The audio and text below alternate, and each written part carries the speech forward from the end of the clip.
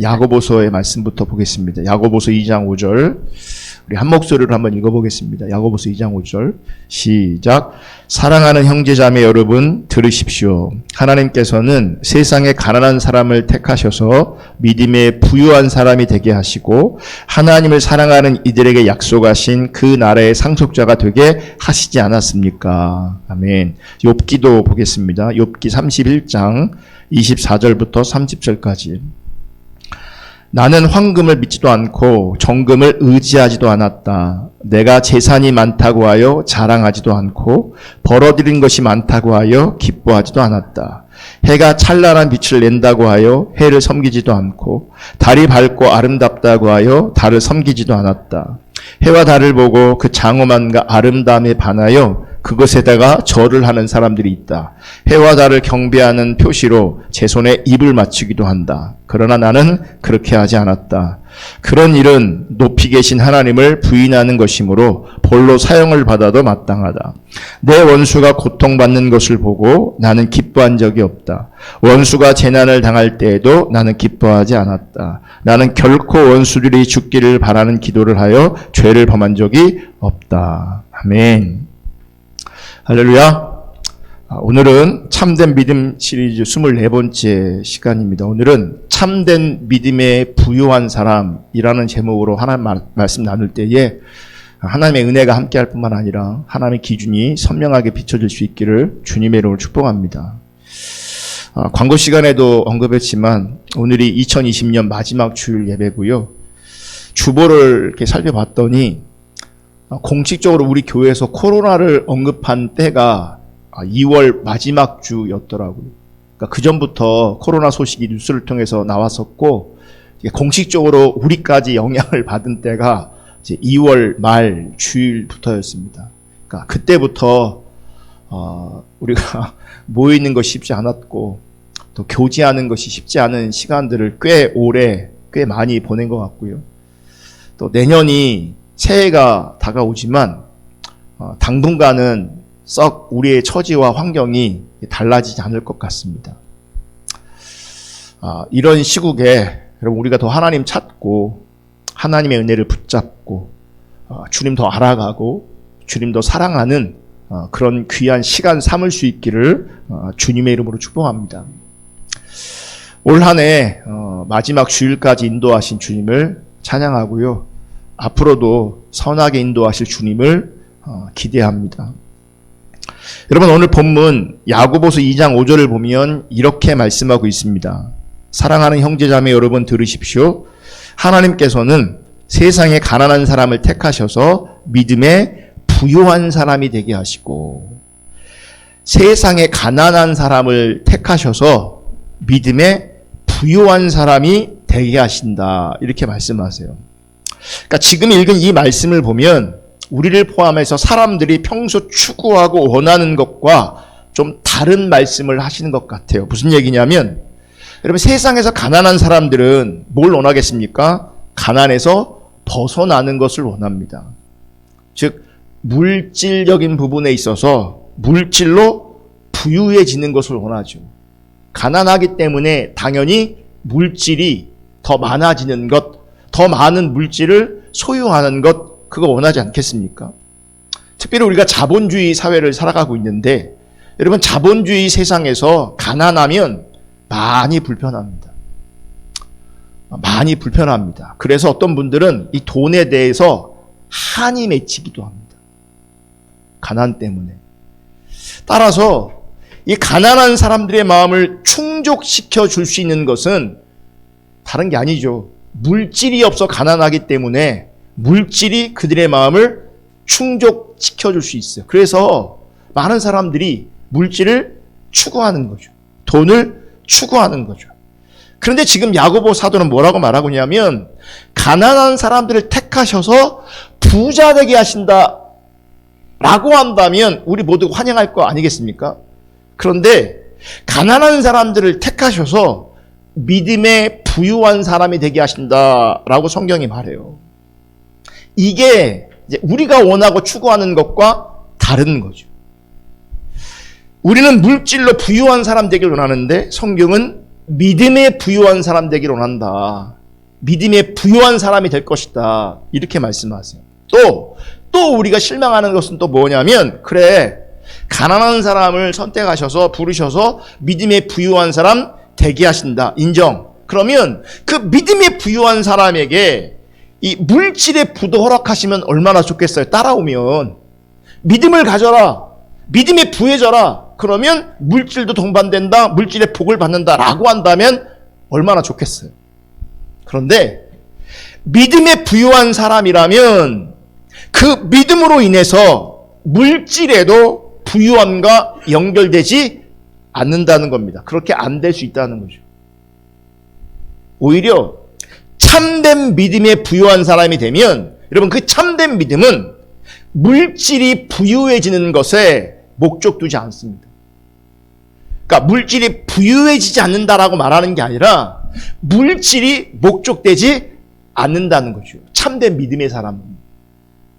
그렇다면 여러분은 어떤 부유함을 원하십니까? 여러분들은 물질의 부유를 원하십니까? 아니면 믿음의 부유를 원하십니까? 속으로 그럴 거예요. 둘 다요.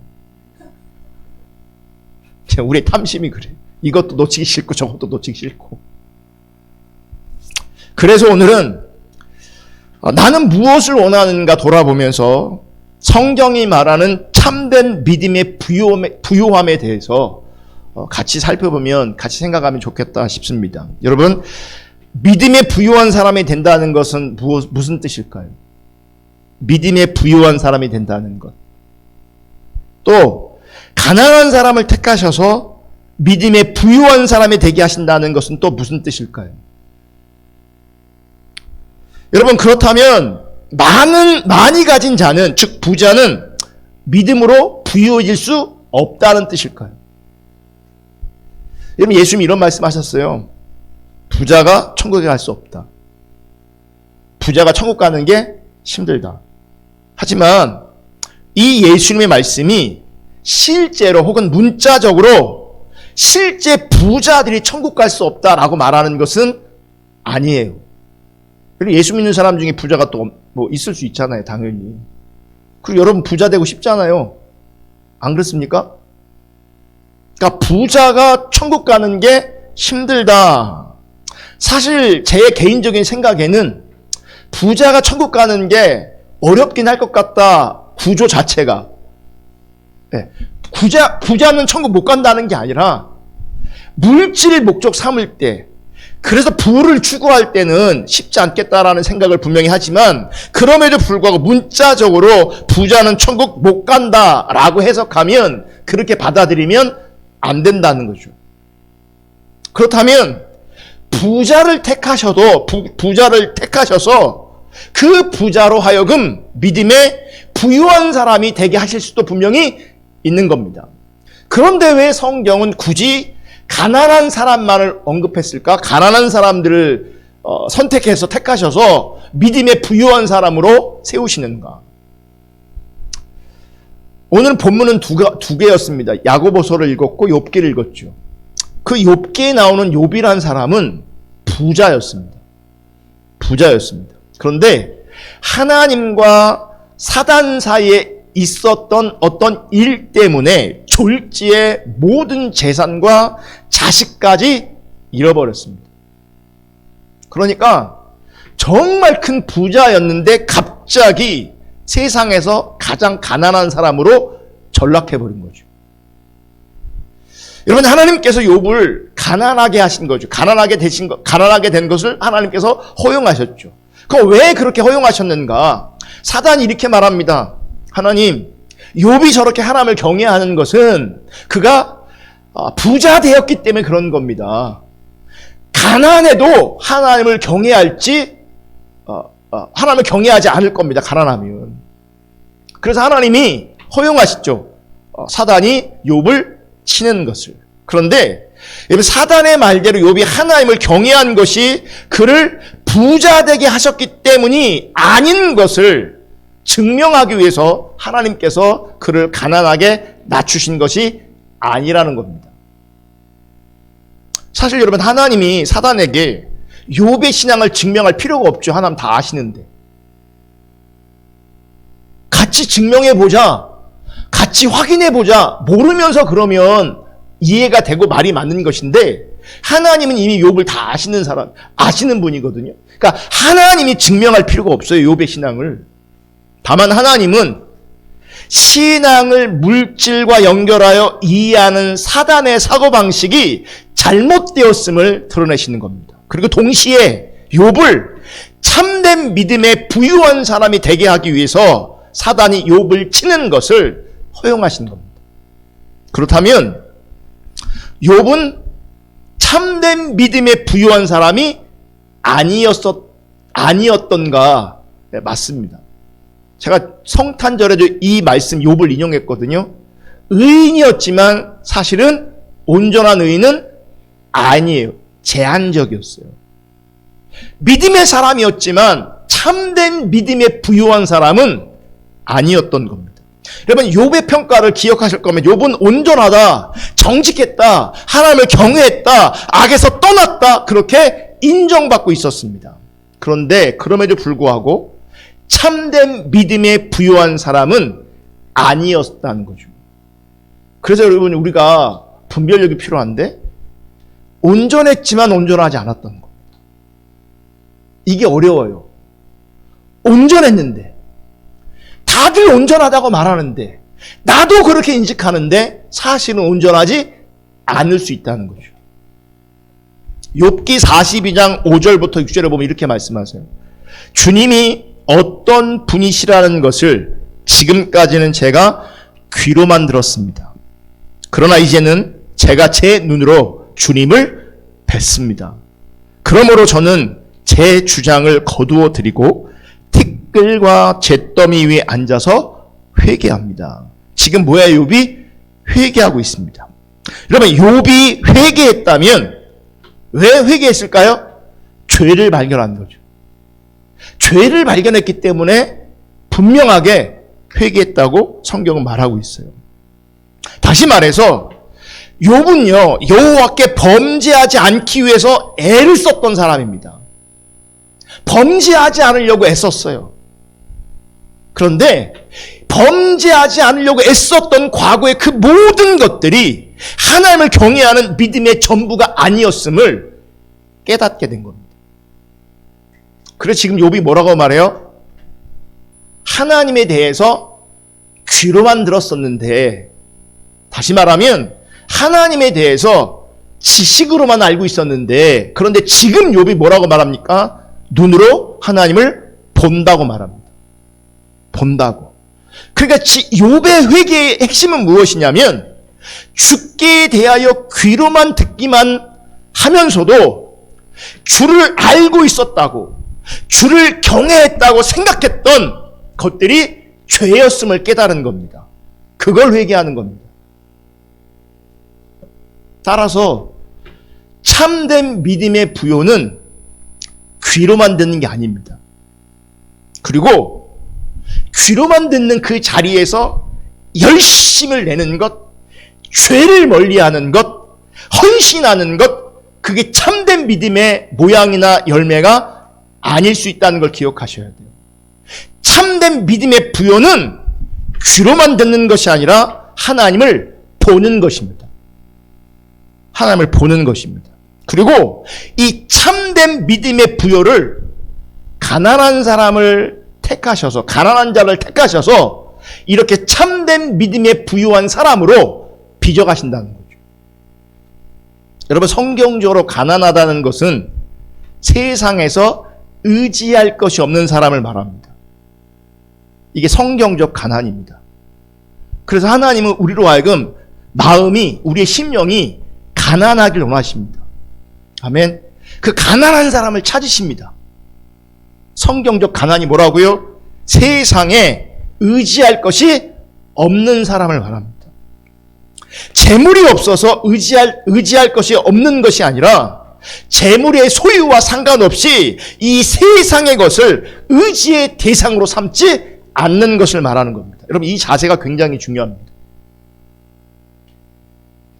그러니까 누군가가 볼 때 이 사람이 돈이 많아서 돈을 의지할 것 같은데 이런 저런 것들이 있어서 이런 저런 것들을 의지할 것 같은데 성경적 가난은 이 땅의 그 어느 것도 의지하지 않는 상태를 가난이라고 말하는 거예요.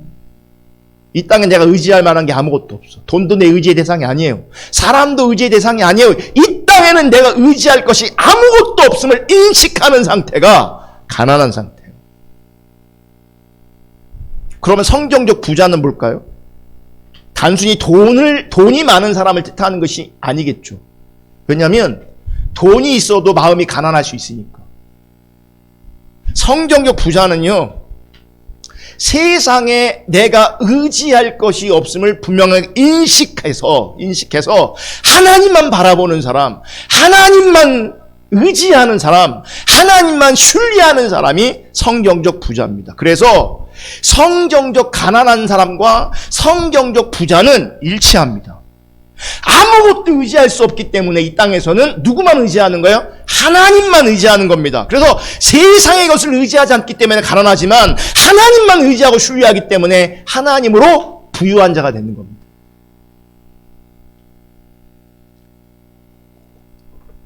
그런데 문제는 이거예요. 세상의 것을 의지하는 사람이 있을까?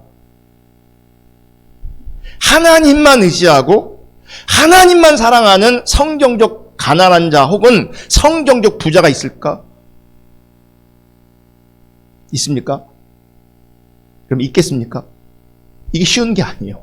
우리는 실제 눈에 보이는 것으로 돈을 많이 가진 사람이나 실제 돈이 없어 가난하다고 하는 사람이나 심령은 부할 수 있어요. 이 땅의 것을 의지하면 그건 부자예요. 땅의 것을 의지하면. 근데 하나님이 없어. 그럼 보세요. 하나님께서 원하시는 말씀하신 상태 반대가 되는 거예요. 여러분, 하나님 보이십니까? 하나님 잘 안 보이죠. 잘 안 보이죠. 보이지 않는 분을 믿고 의지한다. 보이지 않는 분을 신뢰한다 라고 하는 그 믿음의 사람, 세상에 존재하는 것이, 그런 사람이 이 땅에 존재하는 것이 쉽지 않습니다. 쉽지 않아요. 왜냐하면 우리는 날 때부터 철저하게 타락한 존재고 선한 것이 하나도 없는 존재입니다. 그러니까 철저하게 타락하고 선한 것이 없는 사람들의 특징 중에 하나가 뭐냐면 보이는 것을 추구한다는 겁니다. 보이는 것을 의지한다는 겁니다. 그래서 우리가 물질에 자유롭지 않은 겁니다. 왜냐하면 물질은 늘 보이는 거거든요. 피부로 다가오는 겁니다. 그래서 하나님 없는 건 그렇게 힘들지 않은데 돈 없는 건 끔찍하게 힘들어합니다. 우리 본성이 그래요. 보이는 걸 의지하게 돼 있어요. 그래서 보이는 걸 추구하게 돼 있어요. 그렇다면 보세요. 이런 존재들인데 인간들은 가난한 사람을 택하신다는 것이, 그러면 사람들 중에 보이지 않는 하나님을 보는 것으로 믿고 의지하고 사랑하는 사람을 찾아서 그 사람을 믿음에 부유한 사람으로 세우신다는 것이냐? 그게 아니라는 겁니다. 아니에요. 그럼 어떻게 하겠어요? 사실은 하나님 앞에 우리 모두가 성경적으로 가난한 상태를 원하시는데 사실은 성경적으로 가난하지 않아요. 우리가 세상적으로 부유해요. 돈이 있던 돈이 없던. 그러니까 하나님 어떻게 하시냐면 하나님의 자기 백성들 가운데 자기 백성들을 찾아가셔서 그들을 가난하게 하셔서 참된 믿음에 부유한 사람으로 만들어 가시는 겁니다. 가난한 사람이 없으니, 다 가난하지 않으니 애초부터. 그래서 가난한 사람으로 빚어가시는 거예요. 가난한 사람을 빚어가시면서 그 가난한 사람을 택하셔서 참다운 믿음에 부유한 사람으로 하나님께서 세워가시는 겁니다. 이걸 누굴 통해서 보여주시는 거예요? 정확하게 여러분 욥을 통해서 보여주시는 겁니다. 부자였는데 가난하게 하시잖아요. 그러면서 어떻게 믿음에 부유한 사람으로 세우시는 겁니다.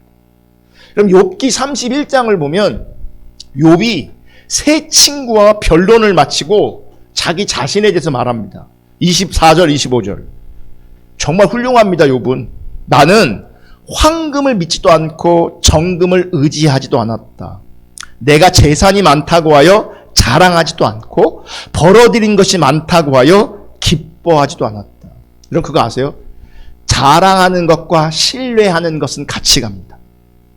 표현이 다르지만 같은 뜻입니다. 신뢰하는 것을 자랑하게 돼 있고 내가 자랑하는 것을 신뢰하게 돼 있어요. 여러분 내 새끼가 내 자식이 조금만 잘 나가도요 물어보지도 않았는데요 그거 자랑하고 있습니다. 우리는. 계속 얘기합니다. 내 새끼가 대기업에 취업했는데 월급이 얼마인데 이번에 보너스를 얼마나 받았는데 저절로 뭐 하는지 아세요? 인식을 못해요. 내가 자랑해야지 이렇게 자랑하는 게 아니에요. 그냥 자연스럽게 뭐가 되는 줄 아세요? 자랑이 되어집니다. 내가 그 자랑의 대상을 의지하고 있는 거예요.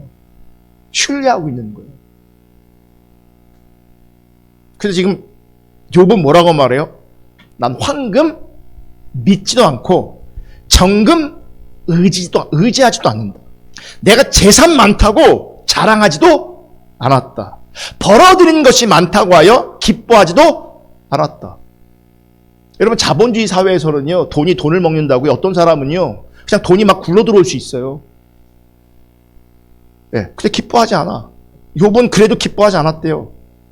여러분 사실 우리는 기뻐하잖아요. 안 기뻐하십니까? 나는 헌금만 조금 더 나와도 기쁘던데. 성탄절, 추수감사절 참 좋아해요. 그래서 감사헌금하니까. 지금 무슨 얘기냐면 내가 황금을 믿고 정금을 의지하고 재산이 많다고 자랑하고 벌어들인 것이 많아서 기뻐했다면 내가 이렇게 재앙받는 것이 너무나 마땅하다. 근데 나는 그런 적이 없다. 26절 28절 이렇게 말해요. 해가 찬란한 빛을 낸다고 하여 해를 섬기지도 않았고 달이 밝고 아름답다고 하여 달을 섬기지도 않았다. 해와 달을 보고 그 장엄함과 아름다움에 반하여 그것에다가 절을 하는 사람들이 있다. 해와 달을 경배하는 표시로 제 손에 입을 맞추기도 한다. 그러나 나는 그렇게 하지 않았다. 그런 일은 높이 계신 하나님을 부인하는 것이므로 벌로 사형을 받아도 마땅하다. 여러분 욥이 신학자들이 뭐라고 말하냐면 욥이 살았던 시대가 아브라함이 살았던 시대와 비슷하다고 얘기해요. 정말 옛날 사람이죠. 고대 사람이죠. 그러니까 고대 사람들이기 때문에 여러분 자연을 숭배하는 습성이 강했습니다. 과학적이지 않았기 때문에.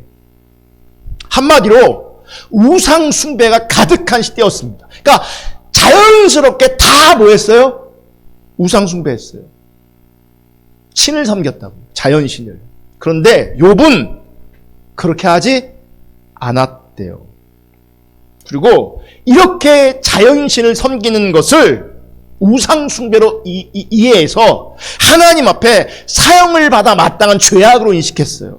또 만약 그렇게 한다면 그것은 하나님을 부인하는 것으로 인식했어요. 이렇게 욥은요 자신이 하나님 앞에서 범죄한 것이 없다라고 하는 것을 강력하게 주장했어요. 내가 이렇게 고난받을 이유가, 내가 이렇게 재앙받을 이유가 없다. 심지어 35절 36절은 이렇게 말해요. 내가 한 이 변명을 들어줄 사람이 없을까? 맹세코 나는 사실대로만 말하였다. 이제는 전능하신 분께서 말씀하시는 대답을 듣고 싶다. 내 원수가 나를 고발하면서 뭐라고 말하였는지 내가 저지른 죄가를 기록한 소송장이라도 있어서 내가 읽어볼 수만 있다면 나는 그것을 자랑스럽게 어깨에 메고 다니고 그것을 왕관처럼 머리에 얹고 다니겠다. 누가 내 죄를 찾아서 고발하여 고소장이 있다면 소송장이 있다면 내가 그것을 어깨에 메고 다니고 왕관처럼 머리에 쓰겠다. 나는 결백하다. 나는 결백하다. 그러니까 욥은 자신의 무죄에 대해서요 확신하고 있었습니다. 확신.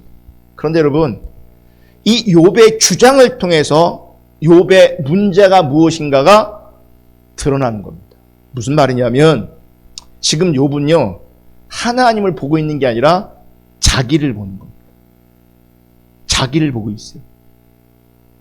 내가 온전히 행했는데, 내가 정직했는데, 내가 악에서 떠난 자로 살았는데, 죄에 대해서 완벽하게 그 죄를 컨트롤했는데, 그런 자신을 보면서 나 자신은 정당하다 주장하는 겁니다.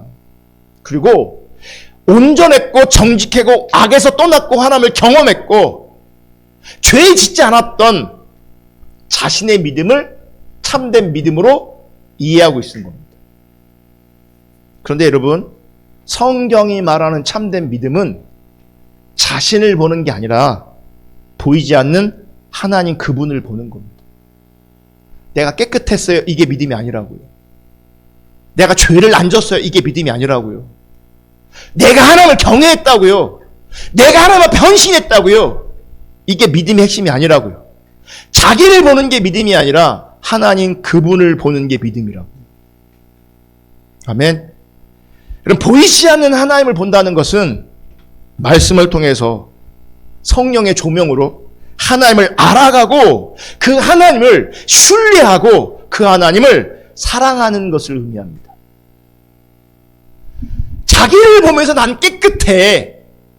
나를 보면서 나는 열정이 있어, 헌신이 있어, 죄와 멀리하고 있어. 이게 신앙의 본질이 아니라 말씀과 성령의 조명으로 하나님 그분을 알아가는 거라고요.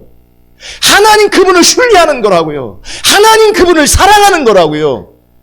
그게 믿음의 본질이잖아요. 그게 믿음의 핵심이잖아요. 근데 지금 욥은 뭐만 얘기하고 있어요? 나는 결백해. 나는 잘못한 게 없어. 나는 깨끗해. 나는 죄짓지 않았어. 그러므로 나는 심판받을 이유가 없어. 나는 고난받을 이유가 없어. 나는 재앙받을 이유가 없어. 이렇게 얘기하는 거예요. 이런 점에서 욥은요, 자신만을 바라봄으로 말미암아 참된 믿음에 부유하지 못한 사람이라고 결론이 나게 되는 거죠. 여러분, 욥은요, 이 자기 믿음을 자기가 책임지는 거라고 생각했어요. 자기가. 그래서 욥은요, 최선을 다해서 자기 믿음을 책임졌어요. 그래서 온전하다, 정직하다, 하나님을 경외했다, 악에서 떠났다, 이런 칭찬을 들은 거예요. 이게, 그러니까 우리 시대에 욥이란 사람이 존재한다면, 여러분, 이분은 대단한 믿음의 사람입니다. 엄청난 믿음의 사람입니다. 근데 하나님의 관점에서 보면 온전한 믿음이 아닌 거라는 거죠. 여러분, 욥이 얼마나 자기 믿음에 책임을 다했는지 자식들의 죄까지도 대신 뭐 하는지 아세요? 회개했어요. 자식들이 마음으로 지은 죄까지도 대신 뭐 했어요? 회개했어요.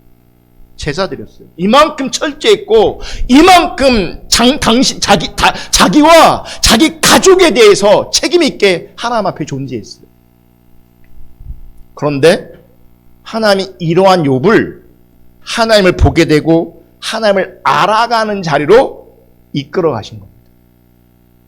그러니까 그렇게 열심히 신앙생활했던 그 상태도 욥이 말하잖아요. 나는 그때 귀로만 듣고 있다. 귀로만 듣고 있었다. 하나님에 대해서. 내가 하나님 온전히 안 게 아니었다. 나중에 깨달은 거잖아요. 그렇게 죄를 멀리했는데, 그렇게 나름 하나님을 경외했는데, 그렇게 나름 헌신적으로 헌신했는데 귀로만 들은 거라. 지식적인 신앙이라는 거죠. 그래서 하나님 어떻게 하신 거예요? 그를 가난하게 하셔서 하나님을 보게 되고 하나님을 알아가는 자리로 이끌어 가신 거예요. 그래서 사단의 요구를 허용하신 겁니다. 그래서 사단으로 하여금 욥을 치게 하신 겁니다.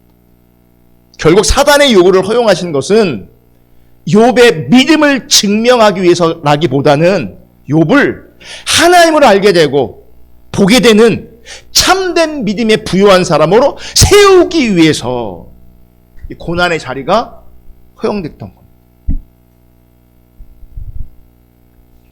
여러분, 욥이 하나님을 보지 못했을 때에는 재앙의 이유를 알지 못했기 때문에 정말 답답했어요.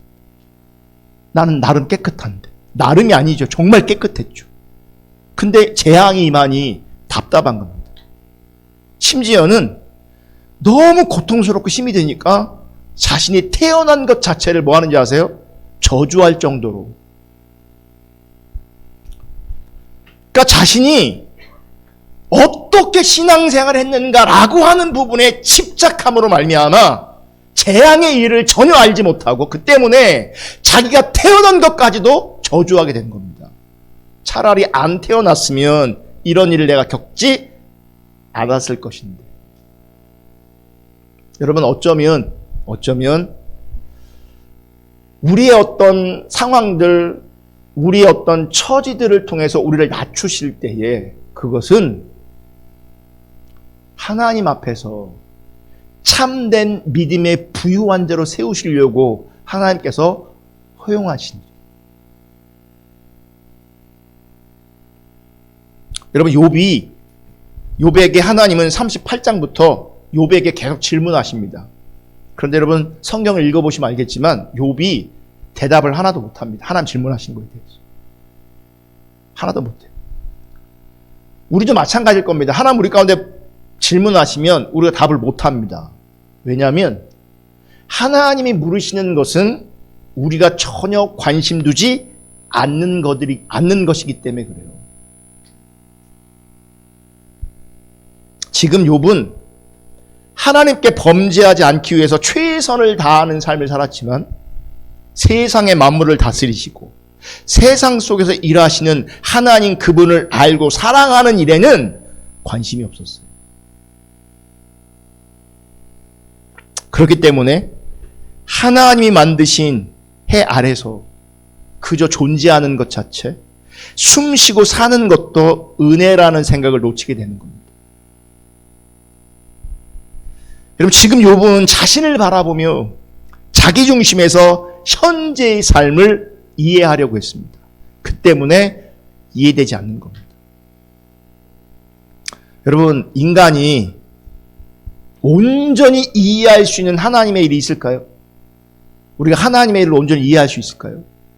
그렇지 않죠. 우리는 하나님의 일을 온전히 이해할 수 없어요. 왜냐하면 100% 하나님 중적이지 않기 때문에 그래요. 우리 안에는 여전히 자기 중심이 살아있어요. 그러니까 하나님의 일조차도요, 자기 관점으로 해석해버리고 왜곡해버릴 수 있는 것이 우리라는 걸 기억하셔요. 항상 자기 중심과 자기 입장이라는 것이 있기 때문에 하나님의 일을 온전히 이해할 수 없습니다. 여러분, 하나님께서 왜 공기를 주시고 물을 주시고 나를 이 땅에 생존케 하시는지 그 일을 알고 계십니까? 여러분, 우리가 알게 되는 것은요, 결국 하나밖에 없어요. 이것을 알아야 돼요. 우리의 모든 것은 그저 하나님의 은혜라. 우리의 모든 것은 하나님의 은혜다. 이것을 알아가고 이것을 고백할 수 있기를 예수님의 이름으로 축복합니다. 나를 향하신 하나님의 은혜가 얼마나 놀라운가를 안다면 신자는요, 하나님을 신뢰할 수밖에 없습니다. 은혜를 알아가면 이 땅에서 하나님만 신뢰할 수 있는 분이다라고 하는 것들을 인정할 수밖에 없습니다. 이것이 참된 믿음에 부유한 사람이 되는 겁니다. 이게 참된 믿음으로 부유해지는 겁니다. 여러분, 욥이 하나님을 알게 되었을 때 세상의 일을 자기 기준으로 이해하고자 했던 것이 죄라는 것을 깨닫게 되는 겁니다. 이걸 죄라고 인식하는 겁니다. 그래서 티끌과 재 가운데서 회개하게 되고 자신을 공격했던 친구들을 위해서 기도하게 됩니다. 이게 참된 믿음의 부여인 거죠. 그러니까 재난의 여부와 상관없이 하나님을 알게 되었고 이것이 욥에게 큰 기쁨으로 자리하게 되는 겁니다. 예전에는 온전하다고 인정받을 정도의 자기 신앙에 대한 자부심을 가졌다면 지금은 하나님을 눈으로 보면서 하나님을 알아가면서 자신의 초라함을 보기 시작하는 거예요. 가난해지는 거죠. 여러분, 가난해지면 가난해질수록 은혜가 커지는 겁니다. 가난하면 가난해질수록 하나님 앞에 자신의 초라함을 바라볼수록 하나님께 의지할 수밖에 없고 하나님의 은혜와 긍휼을 구할 수밖에 없는 거죠. 근데 보세요.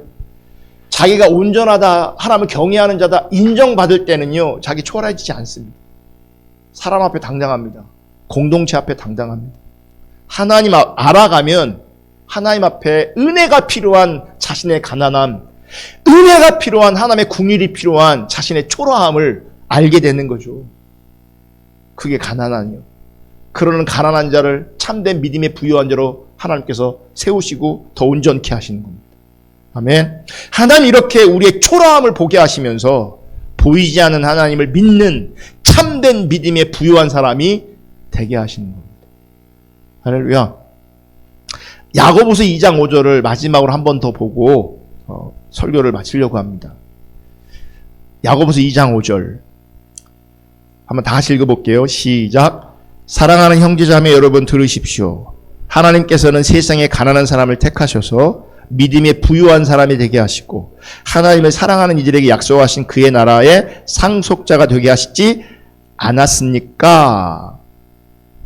말씀을 자세히 보면 세상에 가난한 사람을 뭐 하세요? 택하시죠. 그 사람을 어떻게 만드세요? 믿음에 부유한 사람이 되게 하시죠. 그런데 그 믿음에 부유한 사람을 어떻게 표현해요? 이어서 하나님을 사랑하는 이들에게. 그러니까 참된 믿음의 부요가 있는 사람이 곧 누구예요? 하나님 사랑하는 사람이에요. 하나님 사랑하는 사람이에요. 그러니까 하나님 사랑하는 사람이 눈으로 하나님을 보는 사람인 거죠. 하나님 사랑하지 않으면 귀로만 듣고 있는 거예요. 귀로만 듣고 있을 때 아무리 헌신해도 아무리 열정이 있어도 그거는 이게 자기 열정이에요. 하나님 보시기에 온전한 믿음이 아니에요. 여러분 정말 내가 아무것도 없는 자인 것을, 초라한 자인 것을 보시고 그런 나를 택하셔서 믿음의 부유한 사람으로 빚으심으로 말미암아 하나님을 사랑하는 그래서 하나님 나라의 상속자로 존재하는 저와 여러분 될 수 있기를 주님의 이름으로 축복합니다. 코로나 우리 많이 힘들게 합니다. 당분간 여전히 힘들 것 같습니다. 여러분 이 어려운 시기에 믿음의 부유한 사람, 귀로만 하나님을 듣고 있는 것이 아니라 하나님을 보는 사람으로 세워질 수 있기를 예수님의 이름으로 축복합니다. 아멘. 우리 찬양하고 기도하겠습니다.